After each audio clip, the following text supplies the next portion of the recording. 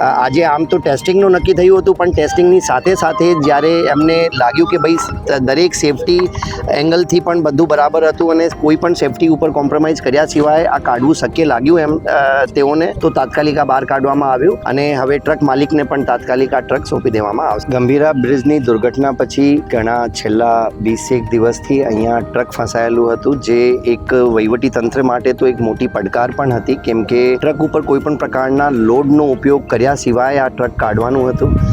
સરકારશ્રીના માર્ગ અને વકાન વિભાગ તરફથી MERC marine emergency response centre, જે કે વિશ્વકર્મા ગ્રુપનો એક કંપની છે અને જે ઓલરેડી આખા સમગ્ર ઇન્ડિયામાં જ્યારે પણ કોઈ પણ સમુદ્રમાં ઇમરજન્સીની બાબત આવે છે તો જે હંમેશા ખડે પગે ઊભો રહીને કામ કરતી કંપની છે. એ પોરબંદરના છે, પોતાના વતન પ્રત્યે પ્રેમના લીધે, અને જ્યારે સરકાર તરફથી એમને કોન્ટેક્ટ કરવામાં આવ્યું, તાત્કાલિક આ કામ એક પણ રૂપિયો ચાર્જ કર્યા સિવાય કામ કરવા માટેની પોતાની તૈયારી બતાવી. છેલ્લા 5-6 દિવસથી એમની 50 થી 60 જણોની ટીમ અહીંયા સતત રાત દિન કામ કરતી હતી.